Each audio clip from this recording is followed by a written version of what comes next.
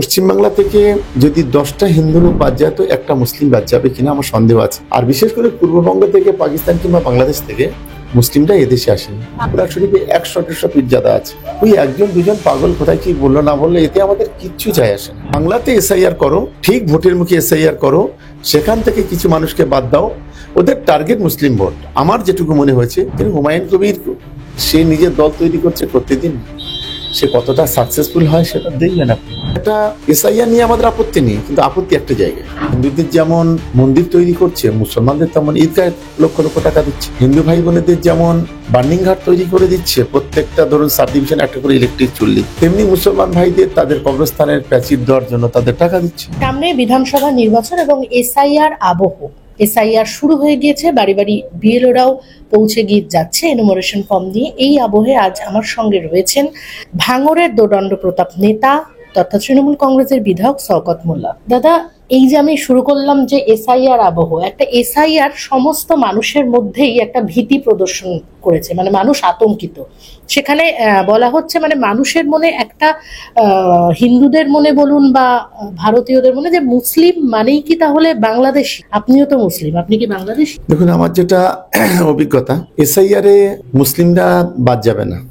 SIR এ যদি কিছু সমস্যা হয়, আমার হিন্দু ভাই বোনেরা বিশেষ করে যারা 2002 সালের পরে পূর্ববঙ্গে এসছে, তাদের কিছু সমস্যা হতে পারে। কারণ ইতিহাস বলছে দেশ ভাগের পর যারা আমাদের দেশের যারা বিত্তশালী মুসলিম ছিল তারা বাংলাদেশ কিংবা পাকিস্তানে চলে গিয়েছিল। ব্যতিক্রম ছিল আমাদের যারা পূর্বপুরুষেরা, তারা যাদের 2 বিঘে 5 বিঘে 10 বিঘে 20 বিঘে জমি, তারা কিন্তু এই ভারতবর্ষ ছেড়ে যায়নি। ফলে আমার যেটুকু মনে হয়েছে, আপনারা সেটা প্রমাণ করে নেবেন, প্রমাণ হয়ে যাবে আগামী কয়েকদিন পরে। পশ্চিমবাংলা থেকে যদি 10টা হিন্দু লোক বাদ যায় তো একটা মুসলিম বাদ যাবে কিনা আমার সন্দেহ আছে। আর বিশেষ করে পূর্ববঙ্গ থেকে, পাকিস্তান কিংবা বাংলাদেশ থেকে মুসলিমরা এদেশে আসেনি। আপনি কি বাংলাদেশি? না, আমি একবার আমার জন্মস্থান, আমার পিতৃপুরুষ থেকে শুরু করে সব শুধু এখানে, আমাদের পূর্বপুরুষেরা এখানে বসবাস। আচ্ছা, এই যে এসআইআর যে হচ্ছে, আপনি যখন বাংলাদেশি নন তাহলে ভয়ের কোনো কারণ নেই, মানে ভয় পাচ্ছেন না তো? না, মোটেই না। শুনুন, এটা একটা এসআইআর নিয়ে আমাদের আপত্তি নেই, কিন্তু আপত্তি একটা জায়গায়। এসআইআর করুন আপনি, যেমন ধরুন আমরা দেখছি যে 1952 থেকে 2002 পর্যন্ত প্রায় 8 বার এসআইআর হয়েছে। এসআইআর তো কেন্দ্রীয় সরকার যখন ইলেকশন কমিশনের দ্বারা করছে বা ইলেকশন কমিশন করছে, আপনি 2021-এর পরে কেন করলেন না? আপনি 2023-এর পরে কেন করলেন না? আপনার 2024-এর পরে কেন করলেন না? একেবারে করছেন কখন? যখন ভোটের দোরগোড়ায়, যখন 3 মাস বাকি, সেই সময় আপনি এসআইআর করছেন। এর পিছনে একটা বড় প্ল্যানিং কাজ করছে বিজেপি। ধরুন আমি এদের পরিকল্পনা কি আমি আপনাকে বলি। আমাদের আপত্তিটা একটা জায়গায়, যেটা আমি বলেছি সেটা হচ্ছে, যদি ওরা 21, 22, 23, 24-এ করতো আমাদের কোনো আপত্তি ছিল না। কিন্তু এসআইআর কখন করছে? যখন ভোটের 3 মাস আগে, 4 মাস আগে। আমি সাপোজ প্ল্যানিংটা কি ওদের দেখুন, এখন আমার নামটা বাদ দিল তো আমি ইলেকশন কমিশনের কাছে অ্যাপ্লিকেশন করলাম, আমি যেখানে অ্যাপ্লিকেশন করলাম কোনো কাজ হলো না। তাই মানে যেহেতু তার 2 মাস 3 মাস বাদেই ভোটের কার্যকলাপ শুরু হয়ে যাবে, সেখানে তো আপনি যদি আপনার ভোটের নাম বাদ যায়, আপনি তো অবৈধ হিসেবে মানে একদম, আমি তখন আইনি সহায়তা চাই বা লিগাল মানে লাইনে যাব। তখন কিন্তু আমি হাইকোর্টে যাই আর সুপ্রিম কোর্টে যাই, তার তো একটা সময় লাগবে। আমি কিন্তু এই ভোটে অংশগ্রহণ করতে পারলাম না। এটাই হচ্ছে বিজেপির সবচেয়ে বড় পরিকল্পনা, হচ্ছে যে বাংলাতে এসআইআর করো, ঠিক ভোটের মুখে এসআইআর করো, সেখান থেকে কিছু মানুষকে বাদ দাও।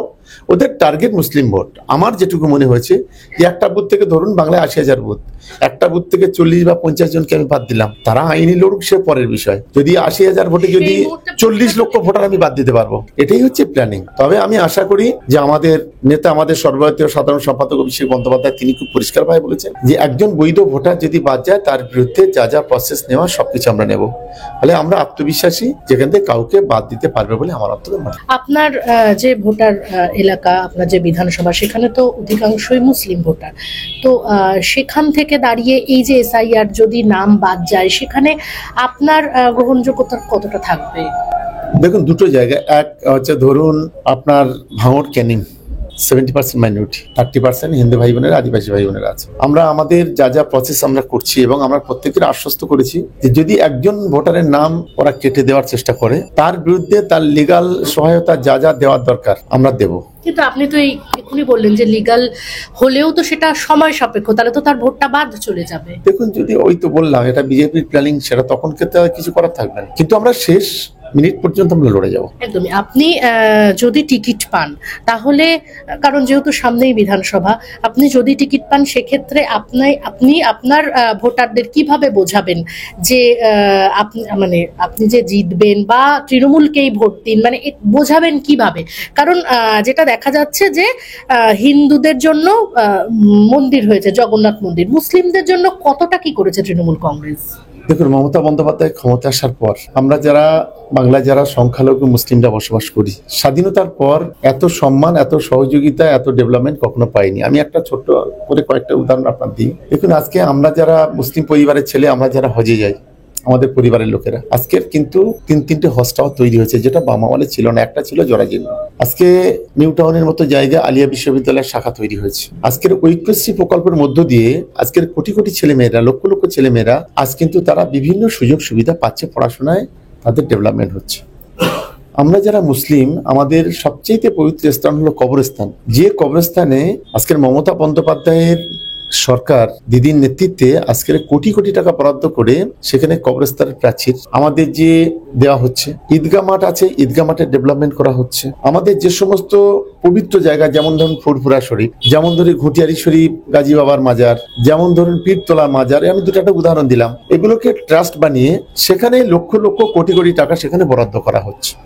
এছাড়াও আমি এখানে বাংলাতে সংখ্যালঘু বলি আর সংখ্যাগুরু বলি, মমতা বন্দ্যোপাধ্যায়ের নেতৃত্বে কিন্তু প্রত্যেকেই এই সুযোগ সুবিধাগুলো পাচ্ছে। যেমন ধরি আপনি যেটা বললেন, হিন্দুদের যেমন মন্দির তৈরি করছে, মুসলমানদের তেমন ঈদগাহে লক্ষ লক্ষ টাকা দিচ্ছে। হিন্দু ভাই বোনেদের যেমন বার্নিং ঘাট তৈরি করে দিচ্ছে, প্রত্যেকটা ধরুন সাব ডিভিশন একটা করে ইলেকট্রিক চুল্লি, তেমনি মুসলমান ভাইদের তাদের কবরস্থানের প্রাচীর দেওয়ার জন্য তাদের টাকা দিচ্ছে। হিন্দু ভাই বোনেদের জন্য বিভিন্ন যেমন স্কলারশিপ চালু হয়েছে, মুসলিম ভাই বোনেদের জন্য তেমনি ঐক্যশ্রী থেকে শুরু করে বিভিন্ন চালু হয়েছে। যখন ফুরফুরা শরীফের কথা তুললেন, তো ফুরফুরা শরীফের পীরজাদাও তো দেখা যাচ্ছে বিভিন্ন সময় আপনার বিরুদ্ধে কথা বলছে। এটাতে আমাদের কিছু যায় আসে না। দেখুন, ফুরফুরা শরীফে 100-150 পীরজাদা আছে। ওই একজন দুজন পাগল কোথায় কি বললো না বললো, এতে আমাদের কিচ্ছু যায় আসে না।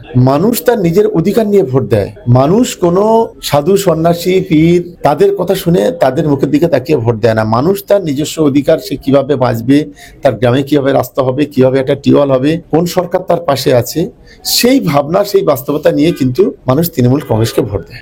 আপনাদেরই দলের বিধায়ক হুমায়ুন কবির, তিনি বলছেন একদম ভোটের মুখে এসে বলছেন তিনি আর তৃণমূলে থাকবেন না, এবার তিনি নতুন দল ঘোষণা করবেন। তো একেবারে ভোটের প্রাককালে তিনি এই ধরনের কথা বলছে, কোথাও গিয়ে সংখ্যালঘুরা তৃণমূলের প্রতি বিমুখ বলে মনে হচ্ছে না? দেখুন, আমরা যেটুকু বুঝি, এই হুমায়ুন কবির যদি একটা দল তৈরি করে, যেমন আইএসএফ একটা দল আছে, এরকম দল ভারতবর্ষে 500-600 আছে। আমিও মনে করি কালকে একটা দল তৈরি করতে পারি, আমার পাশে বসে আছে ও মনে করলে কালে আর দল। এসব কোনো গুরুত্ব, এসব কোনো বাস্তবতা নেই। আজকের হুমায়ুন কবির সে নিজের দল তৈরি করছে, করতে দিন না। সে কতটা সাকসেসফুল হয় সেটা দেখবেন আপনি আগামী কয়েকদিন পরে। আমি মনে করি যে তৃণমূল কংগ্রেসের থেকে, তৃণমূল কংগ্রেসের বিধায়ক হয়ে দলের শৃঙ্খলা না মেনে যদি সে নিজের মতো করে কেউ করতে চায়, দল নিশ্চিতভাবে তাকে কখনোই তার দলে থাকার কোনো অধিকার আছে বলে আমি অন্তত মনে করি না। তো হুমায়ুন কবির দল তৈরি করছে, দেখা যাক। আমরাও অপেক্ষা আছি যে উনি কতটা মুসলমানদের গ্রহণযোগ্যতা অর্জন করতে পারে, মমতা বন্দ্যোপাধ্যায়, অভিষেক বন্দ্যোপাধ্যায়ের গ্রহণযোগ্যতা কতটা। আর সেক্ষেত্রে হুমায়ুন কবির একটা বাচ্চা শিশু বলে আমি মনে করি, খুব বেশি লাভবান হয় বলে আমার মনে। কিন্তু আপনিও একজন মুসলিম কমিউনিটি থেকে বিলং করেন, উনি হচ্ছে আপনার ভাইয়ের মতো। সেক্ষেত্রে উনি বারবার যেই কথাটা বলছেন যে আমি অপমানিত, আমি অপমানে বিদ্ধ। ওনার এলাকায় অনেক ধরনের সমস্যা উনি দলে জানাবার চেষ্টা করেছেন, মমতা বন্দ্যোপাধ্যায়কে জানিয়েছেন, অভিষেক বন্দ্যোপাধ্যায়কে জানিয়েছেন, কিন্তু কোনো কাজই হয়নি। আপনি এর আগে আমাকেই আমার চ্যানেলেই বলেছিলেন যে আপনি দলের থেকে অনেক সম্মান পান, দল যথেষ্ট আপনাকে সম্মান দিয়েছে। সেখানে আপনাদেরই দলের আর একজন, তিনি অসম্মানে বিদ্ধ। কি বলবেন? দেখুন, সেটাও সম্পূর্ণ ব্যক্তিগত বিষয়। দেখুন, আমরা যারা সংখ্যালঘু বিধায়ক আছি, আমার মনে হচ্ছে দল যথেষ্ট ভাবে আমাদেরকে সম্মানিত করে, দল যথেষ্ট ভাবে আমাদের গুরুত্ব দেয়। হুমায়ুন কবির কোন জায়গায় তার কথা শুনিনি বা কি করিনি সেটা সম্পূর্ণ হুমায়ুন কবিরের বিষয়, আর ওটা সম্পূর্ণ ওর ব্যক্তিগত বিষয়। ওইটা নিয়ে দল কোনো চিন্তিত নয়। আরো থাকবে কি, যাবে আলাদা দল করবে কি অন্য দলে যাবে, সেটা দল এটা নিয়ে কোনো ম্যাটার করে না। আপনার ভাঙড়ে কি পরিস্থিতি এখন এই ভোটের একেবারে মুখে? তৃণমূল কংগ্রেসের প্রতি মানুষের কতটা আস্থা হলো? আপনি আমার সাথে একটু চলুন, এই আমার এখান থেকে 1 কিলোমিটার দূরে একটা মিটিং আছে, সন্ধ্যার পরে। আমরা ভাঁড়ের শুধু কোনো সাধারণ কর্মী নয়, আমরা 2000 তৃণমূল কংগ্রেসের সক্রিয় কর্মীকে ডেকেছি। 2000 একটা কম হলে তাহলে আপনি বলবেন যে এটা ভাঁড় দুর্বল, আর 2000 যদি পুরো হয় বা 5টা যদি বেশি হয়, আপনি বুঝতে পারবেন যে ভাঁড় কোন জায়গায় দাঁড়িয়ে আছে। আসলে ভাঁড়কে নিয়ে একটা কিছু মানুষের ইন্টারেস্ট আছে। সে মিডিয়া হতে পারে, রাজনৈতিক দলের লোকে হতে পারে, কিছু ভণ্ড বাবা হতে পারে, কিছু সাধু বাবা হতে পারে, কিছু পাগল হতে পারে, কিছু গাদ্দার, কিছু বিশ্বাসঘাতক হতে পারে, কিছু মির্জাফর হতে পারে। এদের একটা ইন্টারেস্ট আছে ভাঁড় নিয়ে। আমি আত্মবিশ্বাসী, ভাঁড়ের মানুষের সঙ্গে গত 3 বছর কাজ করতে করতে আমার মনে হয়েছে। কিন্তু ভোটের সময় তো ভাঙড়ে প্রচুর অশান্তি, প্রচুর ঝামেলা। না, আপনি 2024-এ আপনি দেখুন, 2024-এ সিঙ্গেল ইনসিডেন্ট ছাড়া, সিঙ্গেল ইনসিডেন্ট বলতে আপনার ভোটের দিন সাতুলিয়া একটা ছোট্ট গন্ডগোল, ফুলবাড়িয়া একটা ছোট্ট গন্ডগোল ছাড়া শান্তিপূর্ণ নির্বাচন কিন্তু 2024-এ আমরা করেছি। আর আমরা বদ্ধপরিকর, আমাদের দিক থেকে সিঙ্গেল কোনো ইনসিডেন্ট হবে না। আমরা ভাঁড় শান্তিপূর্ণভাবে নির্বাচন করতে চাই এবং শান্তিপূর্ণভাবেই আমরা জিততে চাই। আরো ভালো ভালো খবর দেখতে সাবস্ক্রাইব করুন বাংলা হান্টের ইউটিউব চ্যানেল। বাংলা হান্টের আরো খবর দেখতে নজর রাখুন। বাংলা খবর মানেই বাংলা হান্ট।